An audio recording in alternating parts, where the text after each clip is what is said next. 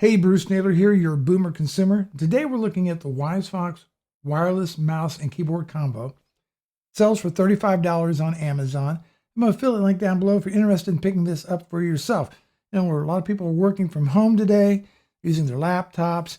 They'd like to have a full-size keyboard and a nice mouse to go with it, but they don't want to spend a lot of money.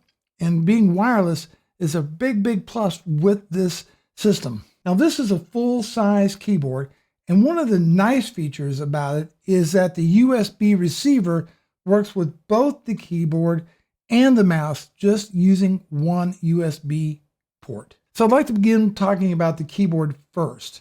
Now, it measures approximately 16 inches in width, approximately 5 inches in depth, and approximately 0.8 inches in height. It is not adjustable. As far as the height goes, you have one position, that's what you get.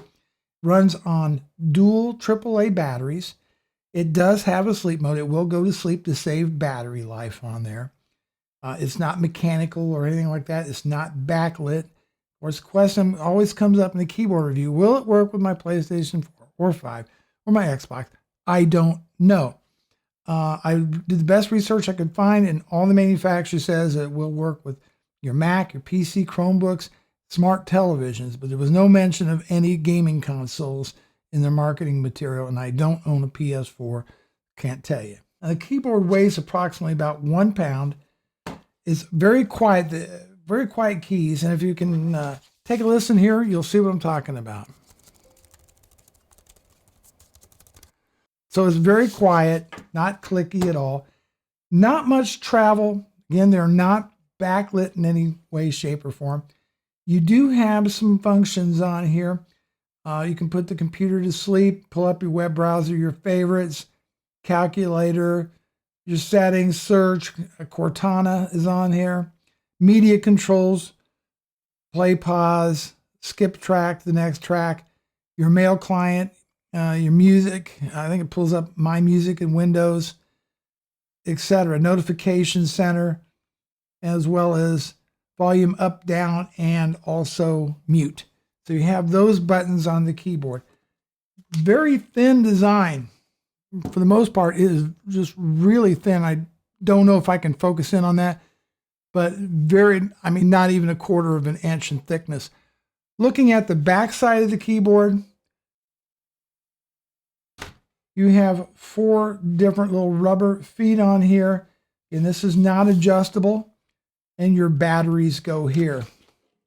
On the back of the keyboard, a little button right here to turn the keyboard off and on to conserve battery life even further with this unit. But it does have a nice feel to it. It is all plastic, not metal, but I'm going to go ahead and try to bend it a little bit. And yeah, there is some flex to it. You can't expect a whole lot for $35, okay? This is not the same thing as a $100, $200 keyboard, but it is fairly solid, and I don't think it's going to break under day-to-day use. Now, the mouse is powered by one AA battery. When you first get it, the USB receiver is tucked inside of the mouse. Here, I'll take this off for you. And on there is where the mouse would actually, or the USB receiver would actually go. And again, your battery on there as well. And we'll just go ahead and put that back on, and just snaps back on. It feels a little flimsy, so I would take care as far as replacing batteries on. There's also an off and on switch. It is comfortable in the hand, okay? And it is, you can use it both left and right-handed. It's all plastic. The scroll wheel does not do a fast scroll on here. It does not really move side to side. Maybe a little bit, but I think it's pressing down. As far as DPI settings go, 800, 1200, and 1600 DPI. That just moves that cursor around your screen pretty doggone fast.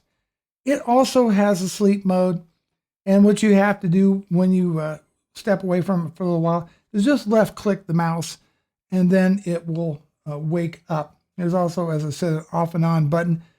Very deeply recessed, very difficult to get to that.